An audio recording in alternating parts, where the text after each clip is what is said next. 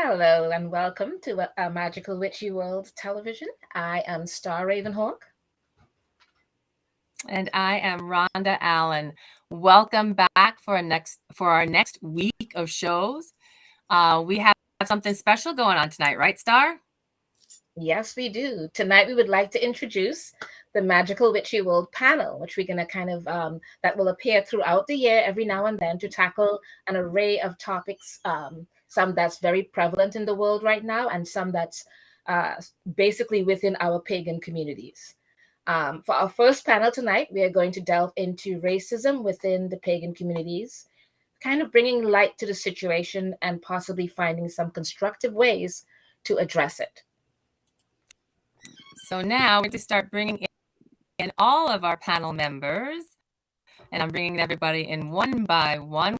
We have a great group with us tonight, and we're going to ask everyone, as we acknowledge this very broad topic, this group of people that we've brought in hopefully will give us a great variety and an opportunity to discuss things on many different levels. So I'm going to hand off to Star for our introduction. Okay. Yeah, we will begin with a brief introduction from each of our panelists, beginning with Laura. If you can quickly, just give a brief description of yourself or bio of yourself. Which Laura are you? Laura Tempest, sorry. Oh, okay. Hi, everyone. I'm Laura Tempest-Zakroff. I'm a modern traditional witch based in New England. I'm an author, an artist, a community organizer, and yeah. Thank you. Okay. The other Laura now, Laura Gonzalez. I'm sticking with a theme here. Thank you. My name is Laura Gonzalez. I am a priestess of the goddess. I'm a bruja, a witch. I'm a pagan practitioner. I'm a priestess of the goddess and a minister with Circle Sanctuary and the Fraternity of the Goddess, and an activist and a witch for hire, a published author, and mover and shaker. Every time I have the opportunity, I will stir the cauldron. Thank you. Thank you. And Nikki Kirby? Hi, I am Miss Nikki, and I am an executive producer and also the host of Witch Hat Chats, as well as the owner of Moonlight Potions and Charms, and I'm also the executive phoenix over Ever Moving We Rise as well, and I'm also a conjurer. As well as a witch for hire and anything else that I need to be. So here I am. Thank you. Thank you. Yeshe, I hope I got that enunciation properly. You did. Thank you so much. Thank you so much for having me, Star and Rhonda. It's a pleasure to be here, and I'm really grateful to be invited. I am the Mandala Priestess of the Mount Shasta Goddess Temple, the owner of the Sacred Well Shop, which is a store for magical crafts that's been operating now since 2006. And I am a minister and administrator of sacred rites, and end-of-life doula, and a tarot reader. Thanks for inviting me to be on your panel. This is such an important topic. Thank you. Thank you. And Sahira Elfanise. Hi, everyone. Thank you, Star, and thank you, Rhonda, again for this great invitation. It's one of my first appearances, so I'm really excited. I'm a student of Wiccan Family Temple, a high priestess, about to be ordained reverend, so I'm really excited about that. I am also a Yagi and Ganga in Palo, and a Bruja, so I'm really excited to, share ideas and to discuss this so very important topic with everyone here present. Thank you. Thank you very much. Fabulous. Thanks very much. And just to circle back and taking the time and joining us in this conversation tonight, it is a huge topic. So hopefully we can get through a lot, but we do have 2 weeks for this topic. I also want to mention that we do have people in the chat. So thank you, everyone who is joining us in the chat. If you have any questions or would like to add comments that we can then bring into our discussion here tonight, please do mention them. We will be following the chat as well. So to open up the topic, to open up this conversation, I just wanted to begin with hearing some of your general thoughts on racism in the pagan community. What are some of the things, and perhaps maybe your top one or two? We'll keep it, since we only have an hour and we have quite a few of us here. What are some of one or two things that right now stand out for you as far as the topic of racism in the pagan community? And Laura Gonzalez, you could begin if you don't mind. Oh, okay. Not to be put on the spot. I'm sorry. She put Laura Tempest on the top. So we'll begin with Laura, and then you would. Oh, okay.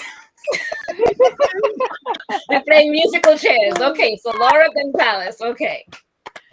Thank you. Sorry, Laura. Laura took the second.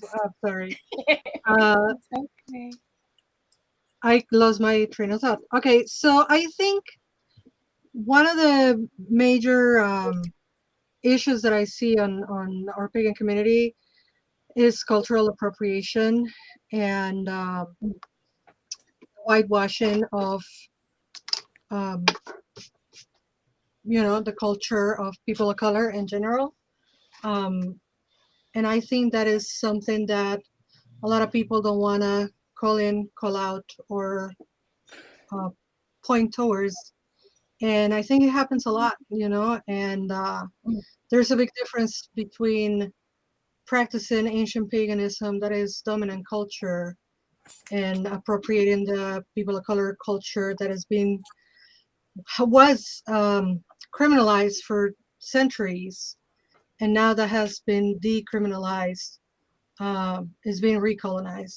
So I think that is a huge problem, especially because people don't know where some of these deities come from, or traditions, and a lot of the practices for people of color are of liberation from oppression.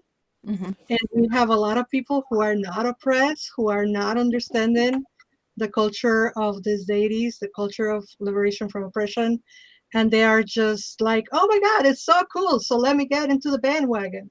So I think there's a whole lot of that happening on the pagan community, and that's a huge problem. Okay. I just heard today, 3 feet away from me, somebody calling the Maya gatekeepers.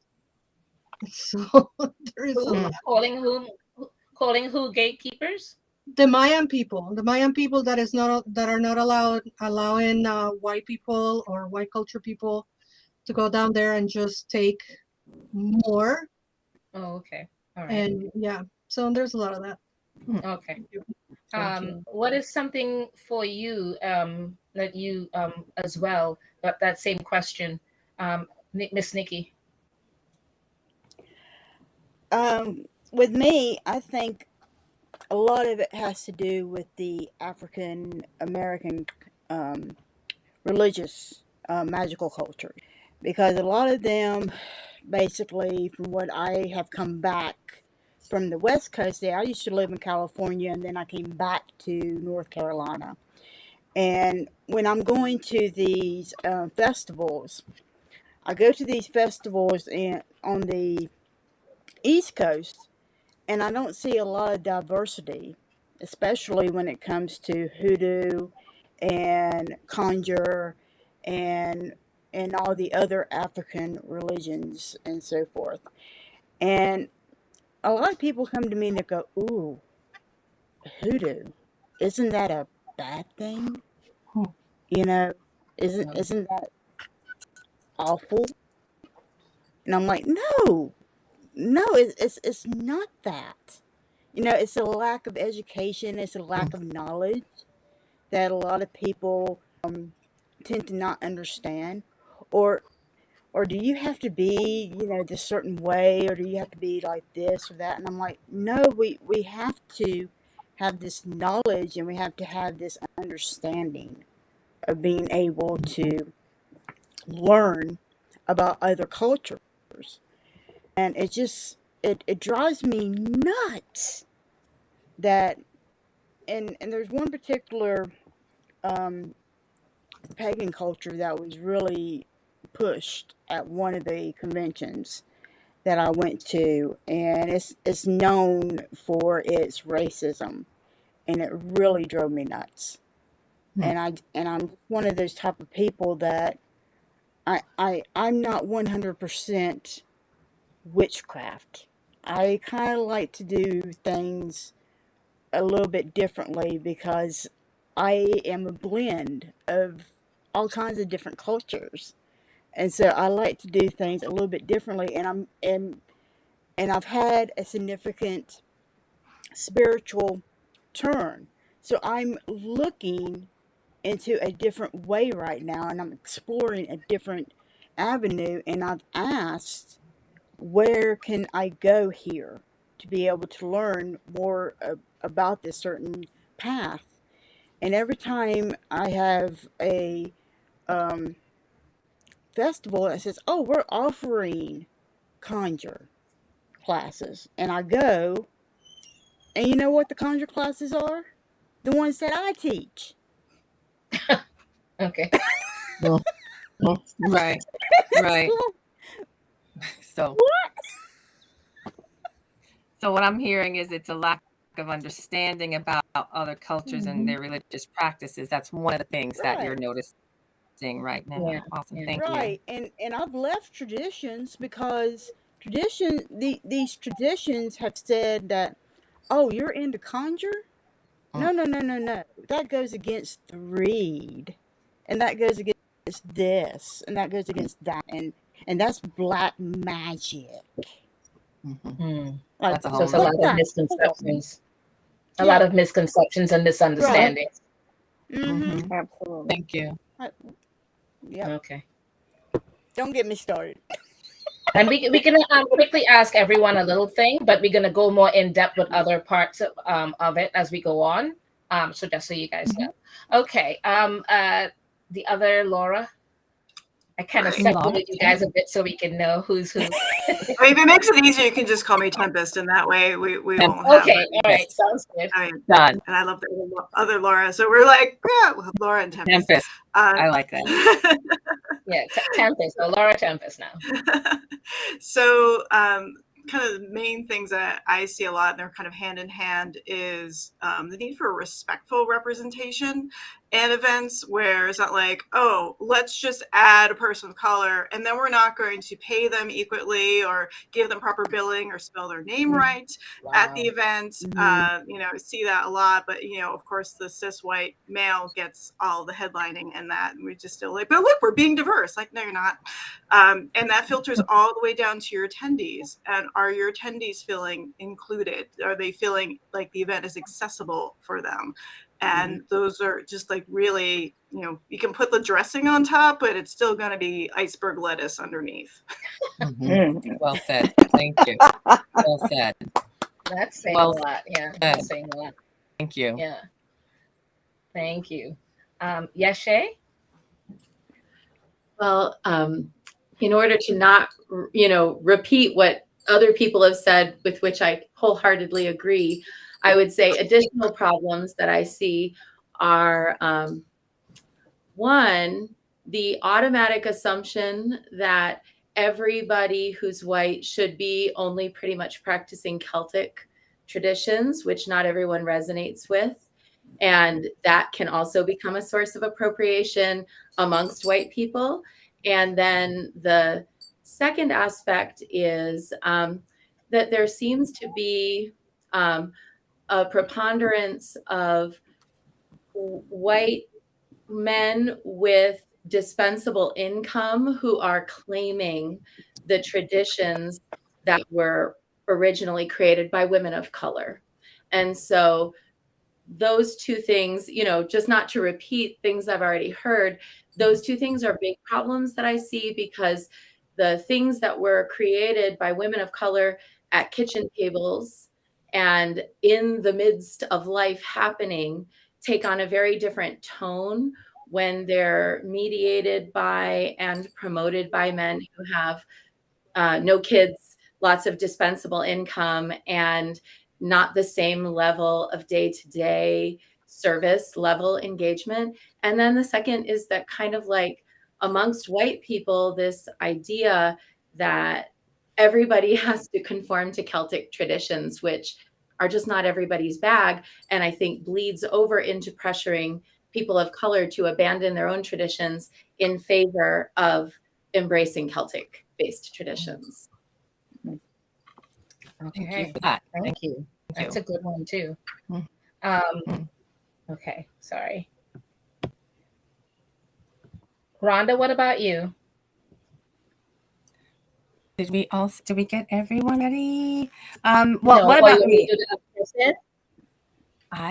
I'm sorry, my own Okay, opinion. I'm gonna Tahira? Okay. So thank you, Star, for sending it over my way. I'm going to flip the script a little bit. So I'm going to talk about kind of like our traditions, like our religious traditions. And I say traditions like that because the Christianity, for example, or other religions where there's that infighting, mine is better than yours. So I am a palera. And so I practice palo. I'm initiated. I'm not a santera, but I have a santero godfather. Every time I talk about my studies at Wiccan Family Temple, they tell me, Wicca's for white people.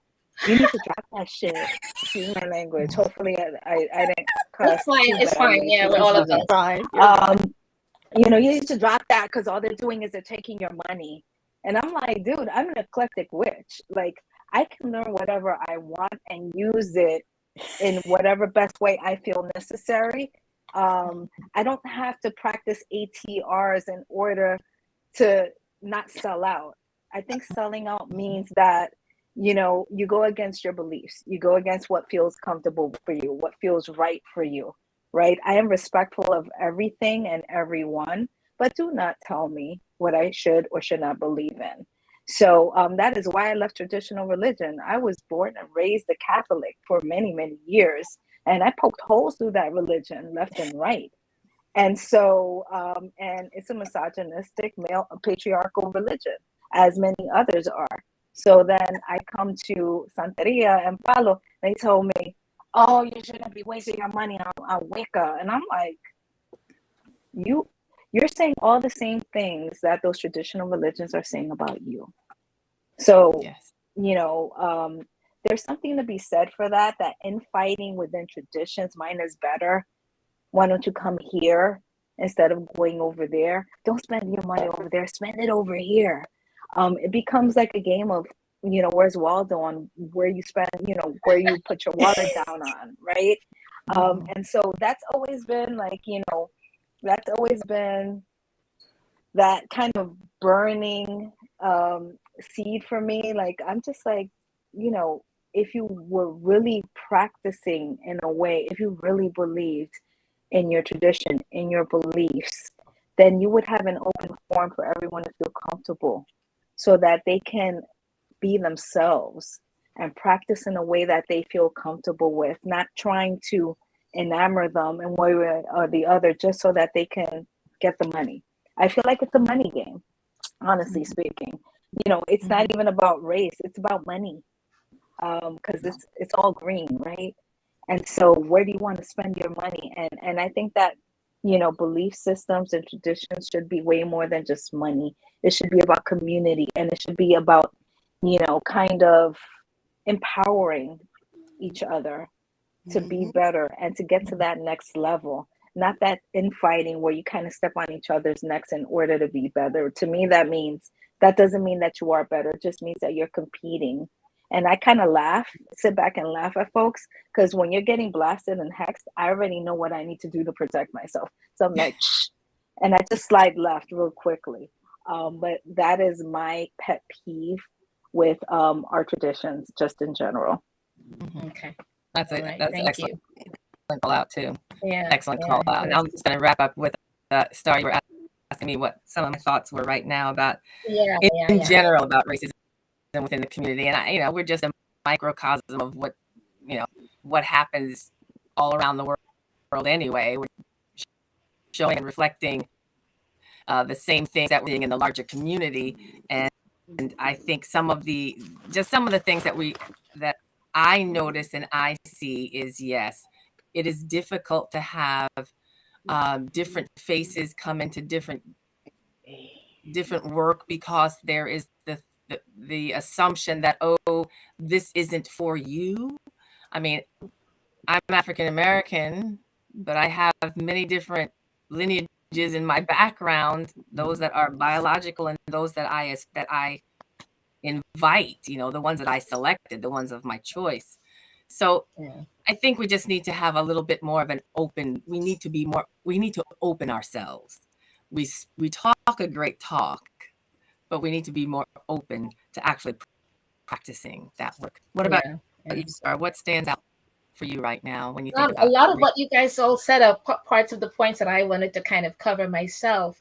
But it's a funny thing. I think a lot of people of color are willing to teach people, but depending on what traditions or groups of people, they're not quite as much as willing to bring in a Black person into whatever it is, if the person that's what they're calling out for. And again, what a person feels in their heart does not have to necessarily be what people see as a skin color on the outside. It's what you're drawn to. I mean, I believe in reincarnation and being, here many times. And what your soul is calling out for is not necessarily what you look like on the outside. Saying, all of the things that you guys mentioned, or I've had Black people that came to my classes that said, oh, I can't learn anything from you. You're not white. So I have to go find a white person to learn from. I've had Blacks say that, I have Spanish say that. And I was like, okay, no worries. You can go ahead and find that white person to learn from. And because they only consider, it's another way of saying they only consider a witch to be a white person. And I think they forget the word witch or witch doctor came from many tribes around the world. It was not indigenous only to the European continent or anything like that. It was from many tribes around the world that didn't even know Europe at the time. So I'm still always puzzled by that. But, to each his own, and I wish them all the best as they went on their merry way. Right.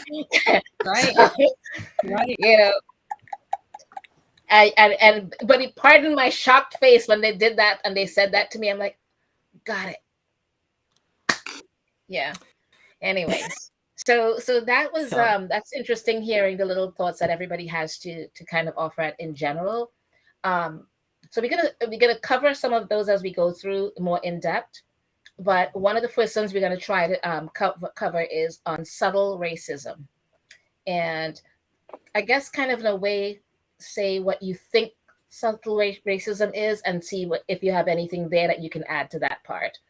So we'll begin with Yeshe. Okay.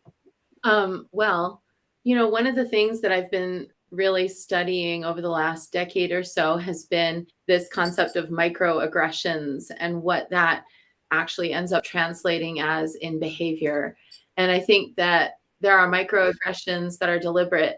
And then I also think that there are microaggressions that are just clumsy. And I think that intention does matter. If somebody is non-intentionally leveraging a microaggression because it's just what they witnessed when they were growing up, that's a person who can potentially be educated, and you can explain to them why something that they're saying or doing might be offensive, and they will, often take it to heart, listen to it, process it, and then attempt to correct the behavior. And even if their attempt at correction is clumsy, you can kind of work with them over time.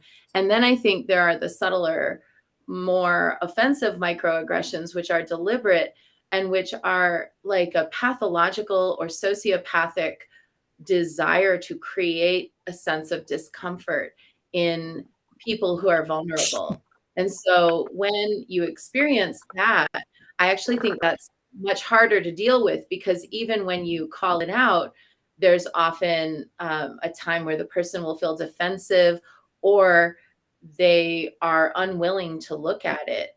And so I think, in terms of subtle racism, the work that we have to do is so huge, but one piece of the work that we have to do is to be able to separate people's sociological conditioning that can be corrected from people's pathological, habitual presencing of their privilege. So yeah, that's what I'd have to say. Just like, I'm no expert on the subject, I'm still studying it too. right. No, but it's I don't think we're necessarily all experts. I think we're just giving what we see in general and what we're dealing with, maybe, constantly. So that's a good thing. Welcome, Kenya. Good to have you join us tonight. Hi, Kenya. Hello, Kenya. Okay. Hi, I apologize for my lateness. Mine on my laptop is now dead and I can't make it turn on. It keeps shutting off. I do apologize. Okay, no worries. So actually, did you hear the We're question happy that to about see you. subtle racism? Huh? I did not even hear the question. It's okay. So I'm gonna go to the question was what kind of subtle racism do you see or have seen or noticed a lot with people? And what do we mean by subtle racism? Let me make sure there we go. I'm focal. Okay, there we go. Okay, well, I know one of the most common forms of subtle racism that I have experienced is usually the assumption that I don't know the meaning of words. That's the biggest one. That I'm not versed in either my profession or my vocation. That when they say something like widdershins, which is the low end, or if they say something like arcane, something simple, they seem to think that I don't know what that means. And they don't see that as being racist at all. Okay, that's a good point. That's a good point with some things. Oh. Yeah. Yeah, it's like that. They do. Thank you. Oh You don't goodness. even know. You don't even know. Yeah. All right, Miss Nikki. What do you say with any kind of They're cracking up. Subtle racism. Well, I do agree with Kenya 100% about some of those things. For that, I also see in our society about certain gods that are being presented, particularly in the Norse gods, when they're talking about them, especially when it comes to the literature and so forth, especially in the modern literature now, like in American gods, when they're talking about those. I was watching that on the TV show of American Gods, and there was a lot of different things that Odin was doing, which his name was Wednesday, which was very, very racist to me. And then I started asking some of the people who follow Odin, because I don't. So I was asking about does he seem to bring that energy to you? And they said that he does. And I'm like, well, why would you follow a deity that brings that? I don't understand that. And then they would tell me, they said, well, that's not all that he is. I said, well, even if that's not all that he is, then I'm trying to understand this. Okay. And I know that may be one aspect of it. And it's not my path to follow, so I'm not making any judgments or anything.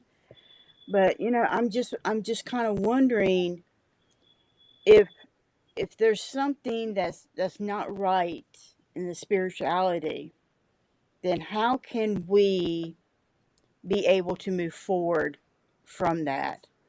And how can we make things right? I mean, everybody has their own personal path. Everybody's path is different. My path is different from yours, Star, and so on and so forth. Mm-hmm. But I just didn't understand that, and they could not get me to understand that from their point of view. Right. So it's like they were confused themselves. Gotcha. So if you're confused yourself, then you need to do some shadow work to understand that Yeah. yourself, Do some. right? See, a part of that is Right. honestly speaking, I've never gotten a feeling from any of the gods and goddesses as what you will call racism, honestly. I think that part, like you mentioned, modern books are more of a construct that the modern followers are taking and adding to it. Right. Because I do not think I've ever seen or heard any of the particular gods or goddesses being even not even in a subtle way being racist. But then that's just me and how I see it. And bearing in mind that, again, another thing that I believe is that people have a tendency to see their gods and goddesses the way that everybody sees them, in that one way with one aspect of everything else. And they don't take into consideration when they first learned about these particular gods and goddesses, they were younger. It's like watching a 5-year-old. And when you meet them years later, you go, I remember when you were 5 years old. And that's all they remember and see them as. But they've grown up. They're grown up. They're different. They've changed and evolved. And we've not given them that evolving part at all. We've all had them as the same thing. And we're not, I don't think that people are individually journeying or really beginning to learn about these gods and goddesses individually. Otherwise, they would have different exposure and different things to relate about those particular gods and goddesses. They are not doing that, but then they say they are, or they are a follower of that particular god and goddess. And in the meantime, they've not taken the effort and the time to actually put in the work to really get to know that god and goddess. Because if you did, you will not be saying it's gearing or veering towards the racism or the different things. But again, that's just my thoughts on it, because people still want to say across the board that god and goddess just remain the same, and that's exactly what they are. They don't get along with this other person. I'm like, and you really think that they stayed 5 years old, right? Or they stayed 16 and they did not since then? It makes no sense in my head logically. Right. And I do agree with that, and the thing about it is, why would that person still zap, into that one aspect of that god, though? That's again that's a construct that they need for A human themselves. construct. right. Yeah. When you I think human beings has this thing, if anything that falls into if they hear what they want to hear, because that's what their belief really is, they will create that construct for it the way they need it to be. It's the way, I mean, think about male, female, LGBT, whatever it is you want to call it. They've defined, a lot of people have defined it as only male and female, whereas that's a construct, because all of these different types of people were around since the beginning of time. So, I don't know. Maybe we've got gods and goddesses that are of different genders and all these different things. So again, it's a construct, and human beings give it all the different things with it and everything like that, and they define it and put it in that pigeonhole, and they put it there and say that's where it's going to stay. It's up to us as adults to learn, work with them, study them individually, because again, just like with human beings, we don't know them from the outside. We know what they present to us, but we really don't get to know them unless we put in that time to get to know them and really see where they're coming from. Until that happens, they're just talking to me from a book. That's the way I see them. And I kind of move on, and I go, okay, good. And I move on from what they are, because I'm not their teacher. I'm not here to teach them, and I walk away. I can't. Okay. So I think somebody else wanted to say something to that. Rhonda? About subtle racism. Yes. Okay. So about My further thoughts about subtle racism right now. Yes.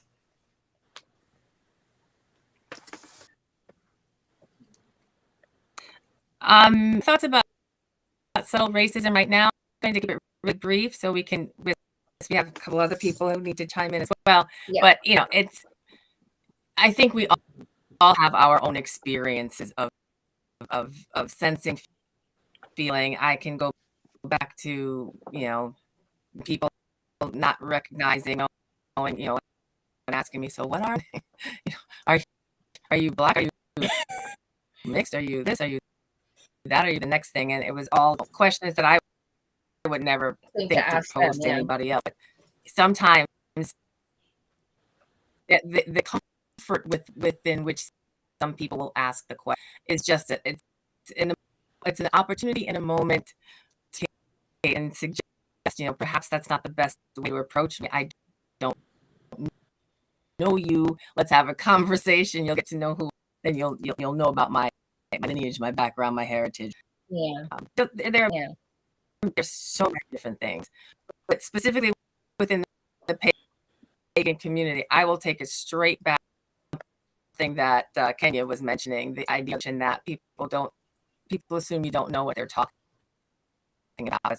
You stand out as the odd person in the group as looking like everybody else. But let me just chime in here because we have several other panelists who have not yet Laura spoken about this topic. Yeah. Laura Gonzalez, your hand coming up. So let's go to you next. What are your thoughts about that? Thank you. About the subtle racism, there are so many things like Rhonda just said, like where are you from? And one that I encounter very, very often is access. People who believe that because they know, for example, in my personal opinion and experience, because they know I am bilingual and they will come with their 3 or 4 words in Spanish, hola chica bonita, ¿cómo está? That is extremely uncalled for and out of place and subtle racism, because speaking Spanish in this United States in 2023 is still something that people side-eye you for. And so we covet it and we take care of it. And I only speak Spanish with the people of my community who are native speakers. And it is about access, something that you, royal you, forbid from us to do, something that we are ostracized for. You still have buses on companies telling people you work in here, you have to speak Spanish. Yeah. But when it's a person that is outside of the community coming to us and immediately demanding access and to be entertained when they say hola chica bonita, that is one of the biggest subtle racism. Yeah. And I could write a book like most of us here on this panel, but I have been asked if we have flushing toilets where I come from, and people seem to have missed the part of where I say I'm from Mexico City.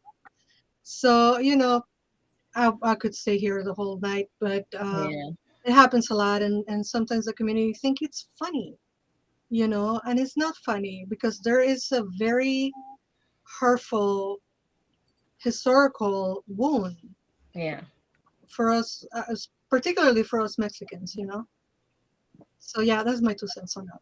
Well said. Thank you. Yeah. It can be difficult. It can be difficult. Sahira? Oh, I could go on for days on this. So I get the what are you, right? Because I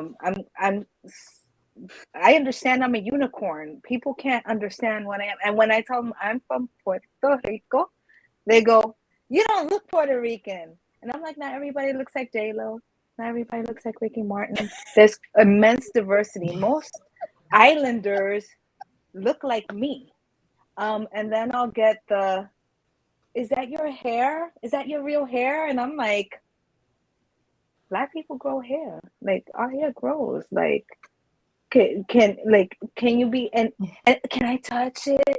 And I become like this exotic, kind of like little doll that they put up on the platform, and they, oh, look at her. And I'm just like, I want to spit on all of y'all. Like, are you kidding me? Treat me like a person. Don't treat me like I'm this thing that is in a glass case that I'm to be showcased. And then another subtle, and I'm gonna say what it is, right? Because I'm kind of, I call myself in the veil of culture, right? So I'm a conglomerate of everything. Um, I'm not black enough to be black, and I'm not white enough to be white. I don't look Puerto Rican. When I speak Spanish, all of a sudden everybody goes, like she's Hispanic. And I'm just like, I don't know what my cover says, but I am proud of being Hispanic. I am proud of my African roots.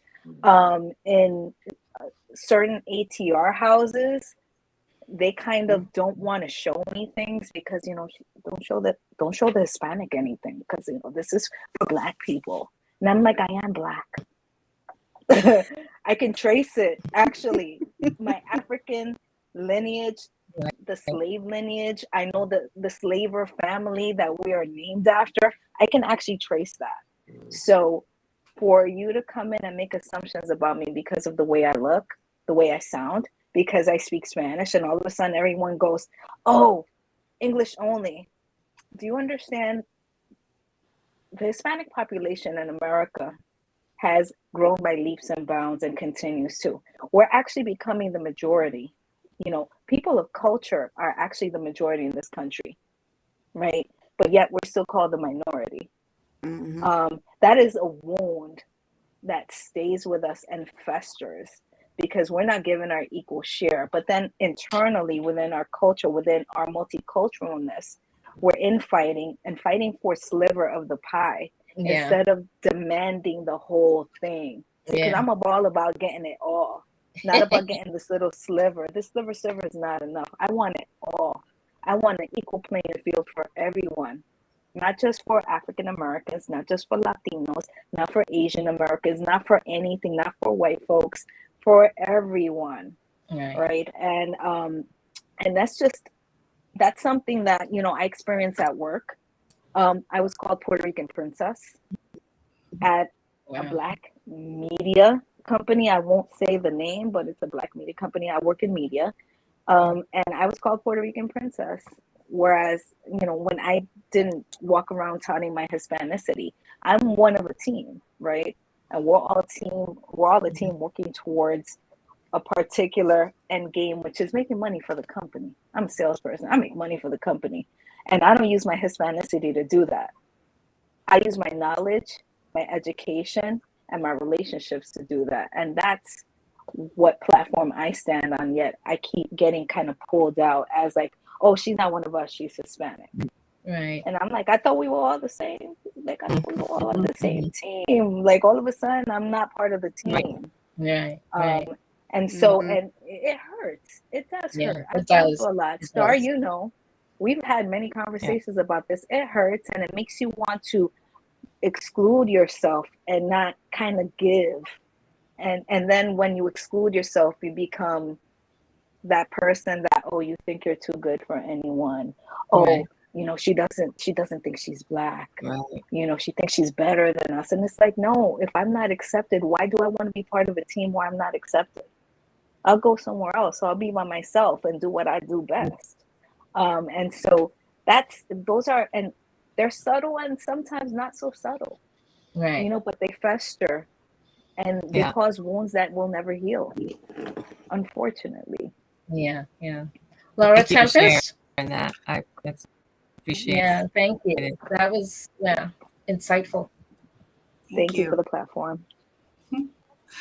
The eternal question of, but where are you from? No, really, where are you from? That goes into Mr. Hero was just saying, it's like people wanting to demand almost like, here's my pedigree, here's my DNA test to like say that you can or can't do a thing, which really feeds more into white supremacy than it does into celebrating the cultures that we're raised in, the cultures that we are part of and that we're studying, and all of that. And I feel like that also, it's the snap judgment of how someone looks or what their last name might be, rather than who are they and what do they bring to the table? And I would bet that all of you that have presented at events have dealt with the kind of both the subtle racism and the misogyny of being confused for the other similar person like you at the event, like, oh, Becky. Like, oh, did you confuse the two Black women who are at this event and calling it like, especially when, you know, the person's photo is over all the promo materials. Like, could you just pay attention? Like, I always say, like, witchcraft is like 90% observation. Like, observe, please. Exactly. Pay attention. Give that respect to look at the person, recognize, to ask them before you go and assume, and be like, so that class that you taught today, and like, I didn't teach a class. Like, you're in 90 minutes for a class, and who are you confusing, you know, me or this other woman with? It's, you know, and then the other side of that is when you are, you know, teaching something, and then, you know, you talk about white supremacy and why, you know, how it's affected the community, how it's really deeply entrenched in Western occultism. And, you know, the old white man comes up to you afterwards like, well, you know, you're just making more white supremacists by calling it out. Oh, dear goddess. Well said. I've got that. I have my little tally sheet. I'm like, well said. Oh, tell me more. Well said. Well said. We have this is a huge topic, and seriously, you all have touched on things. We only have 2 nights for this conversation. We could spend a whole lot more time on it.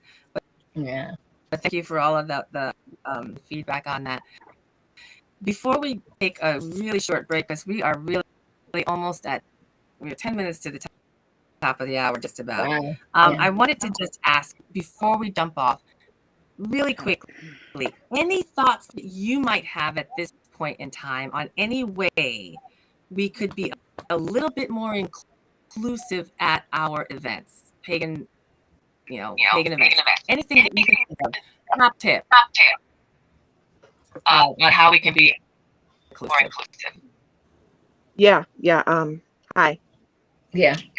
Okay, so this is Kenya again. I want to jump in here because I am on a diversity and equity and inclusion board in Michigan.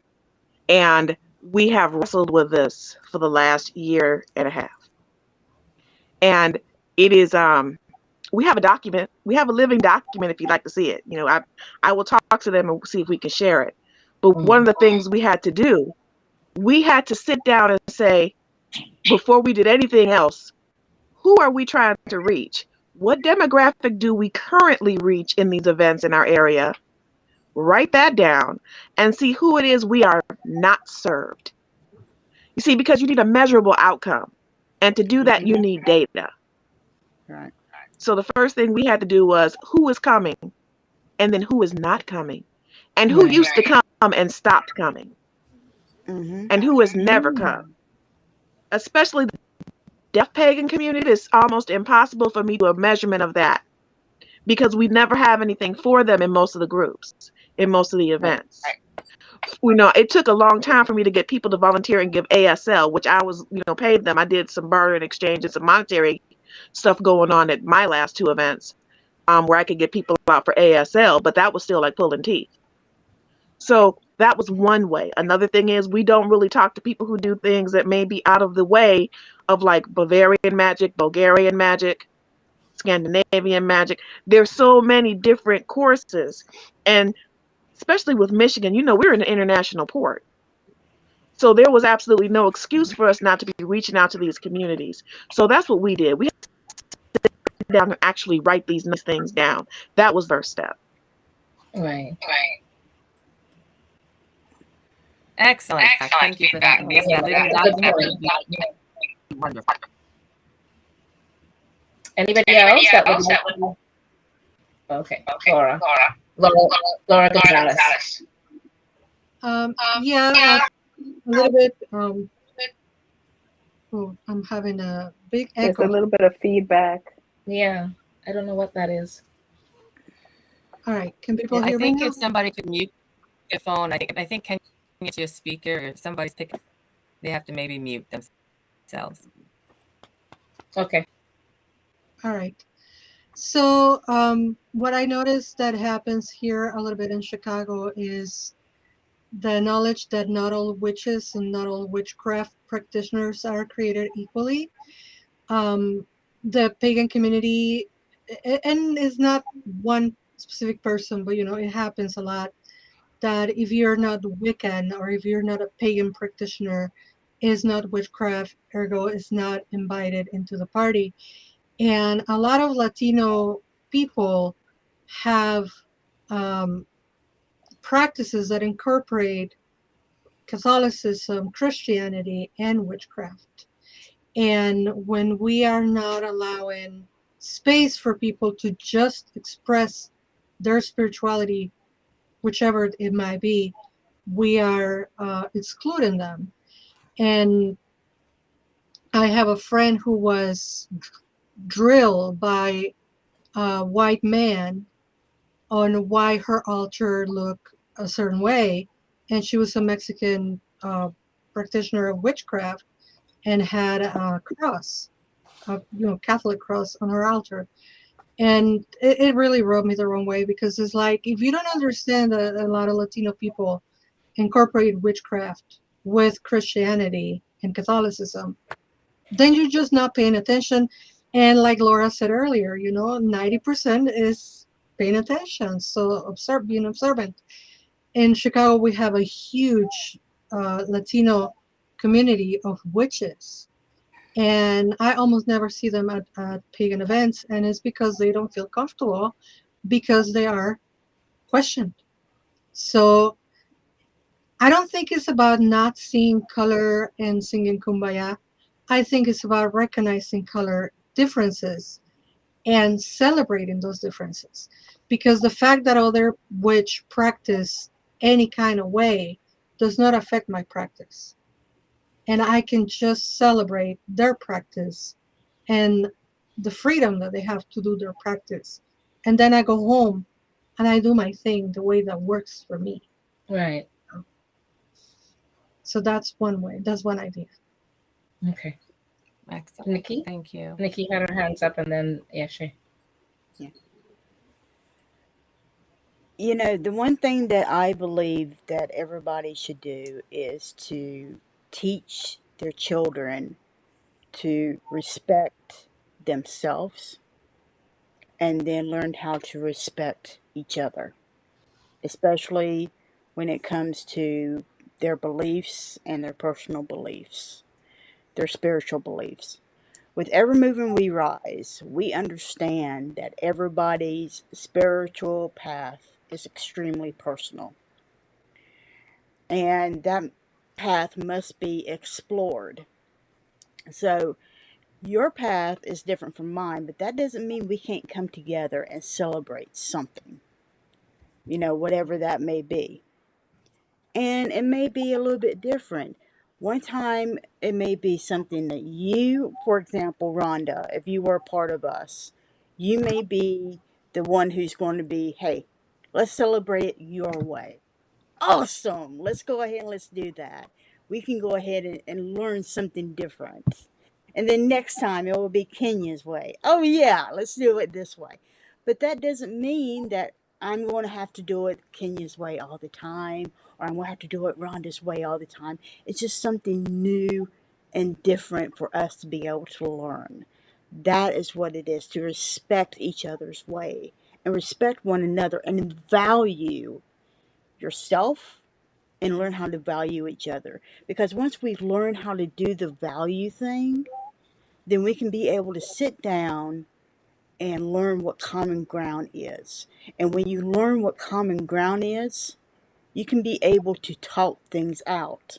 Like things like racism and other major topics without taking things and start smacking each other all the time with, okay?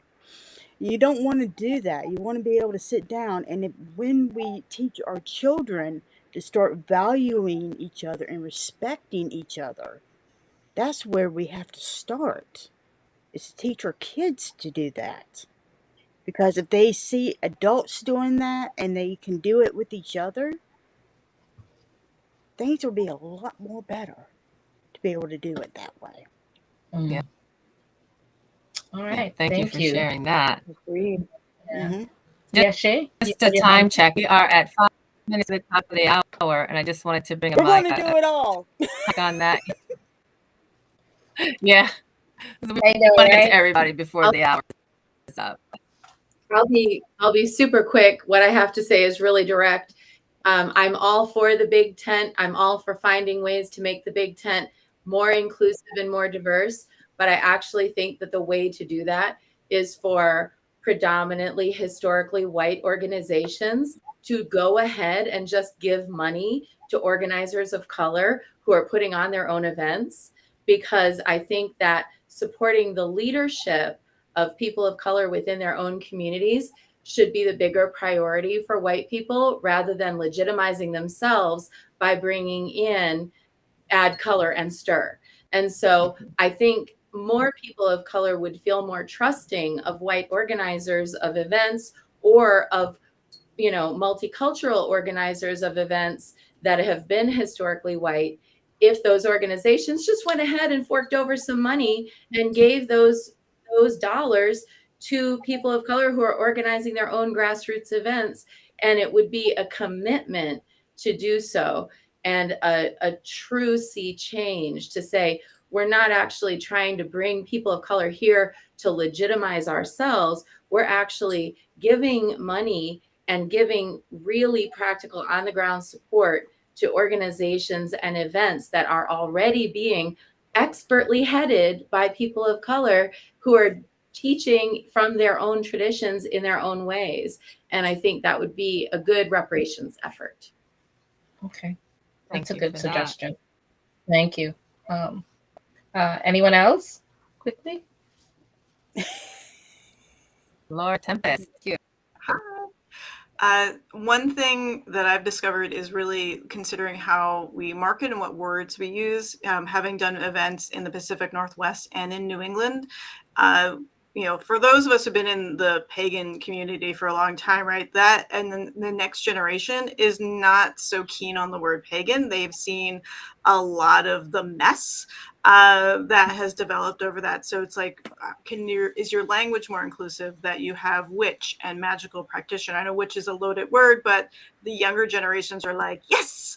And so that is really reaching out to corners who would maybe never go to a pagan pride or some sort of anything called a pagan festival.